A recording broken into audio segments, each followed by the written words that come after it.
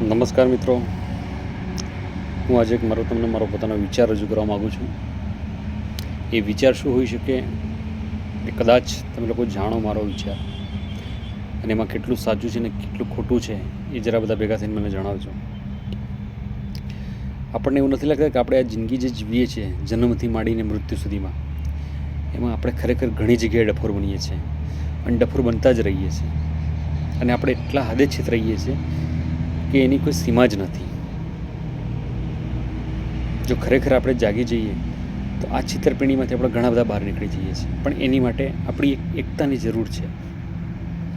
જેવી રીતે હું તમને પહેલું એક ઉદાહરણ આપું કે હમણાં જ આપણે જે વિક્સની ગોળી ખાઈએ છીએ, ચૂસવાની જે ગોળી આવે છે ગુજરાતીમાં પ્યોર, એ ગોળીનો ભાવ 1 રૂપિયો હતો અને સીધા 2 રૂપિયા કરી દેવામાં આવ્યા. તો ખરેખર આ લોકોએ શું કર્યું? ખરેખર આનો આપણે વિરોધ નોંધાવવો ના જોઈએ. હું તો માનું છું આનો વિરોધ જ નોંધાવવો જોઈએ. ફરીથી 1 રૂપિયામાં આવી જાય એની માટે વિરોધ એવો કરો કે એ ગોળી લેવાનું જ બધા બંધ કરી દો સદંતર. આવા હું ઘણા એવા વિડીયો બનાવીશ કે જેથી કરીને પબ્લિક જાગૃત થાય. માનું છું કે ગોળી લેવાની જ બંધ કરી દો, આપમેળે 1 રૂપિયામાં પાછો આવી જશે. પબ્લિકનો પાવર તમે જુઓ, એકતાનો પાવર જુઓ. આ પાવર જોવાની આપણે જરૂર છે. એકવાર તમે એકતા જુઓ, બંધ કરો લેવાની, નથી જોઈતી આપણે, કંઈ મરી નથી જવાના વિક્સની ગોળી નહીં ખાઈએ તો. એટલે પ્લીઝ એકવાર આ બંધ કરો, થઈ જશે ઓટોમેટિક. બીજી વસ્તુ, આપણે હું માનું છું ત્યાં સુધી મોટા વર્ગને તો કોઈ નડતું નથી, પણ જે મધ્યમ વર્ગ છે અને એનાથી પણ નીચેનો જે વર્ગ છે એ ગાડીઓ લાવે છે, 4 વ્હીલ લાવે છે. 4 વ્હીલમાં એક તો સારામાં સારી સસ્તામાં સસ્તી ગાડી એક જ છે અત્યારે, મારુતિ સુઝુકી. સાહેબ તમે જોજો, મારુતિ સુઝુકી કોઈ વ્યક્તિ એવો હશે કે સાહેબ 5 વર્ષની અંદર 1,00,000 કિલોમીટર પણ નહીં પીવડે. ગાડીને એટલી બધી સાચવે છે, રોજ રોજ કપડાં મારવાના, પોતા કરવાના, બીજું કોનું ટેકણું પૂછડું, પણ સાલી એ ગાડી સડી જાય છે. એનું કારણ શું છે?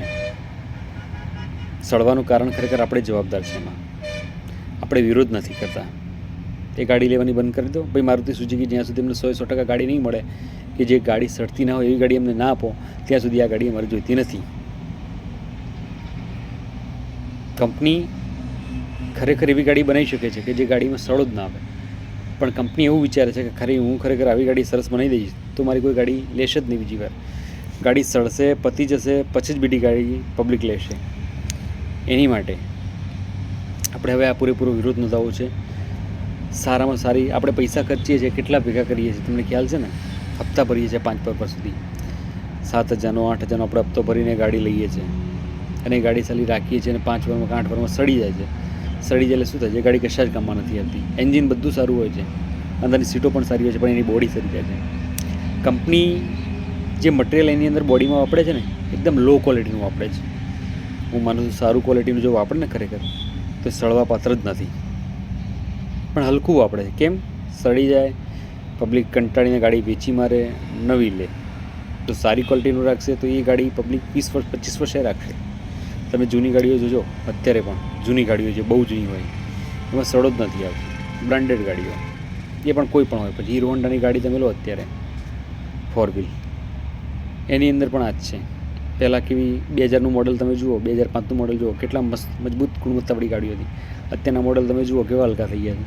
એટલે જે આપણને છેતરે છે, પબ્લિકને એક થવાની જરૂર છે. જે આપણને છેતરે છે ને સાહેબ, એનો વિરોધ કરો, છોડો. નથી જોઈતી બીજી વસ્તુ મારે, બસ. આપણે એવું નથી કે કોઈ લેતા નહીં, પણ આપણે અમારે નથી જોઈતી. દરેક વ્યક્તિએ પોતાની જાણકારી માટે હું તમને કહું છું કે તમને વસ્તુ યોગ્ય નથી લાગતી તેને બંધ જ કરો. એક બંધ કરશે, બીજો કરશે, ત્રીજો કરશે, એટલે કંપની આપોઆપ સુધરી જશે. નથી આપણે એમાં કમ્પ્લેન સરકારને પણ કરવાની ક્યાંય જરૂર, કારણ કે તમને ખબર, તમે કમ્પ્લેનો ક્યાં ક્યાં કરીને થાકશો, મેલ કરશો, અહીંયા કરશો, નેકણું કરશો, પણ તમારો કોઈ વ્યવસ્થિત જવાબ મળશે નહીં, કંઈ નહીં મળે, કારણ કે આ બધા ઉપર સુધી મળેલા છે બધાને.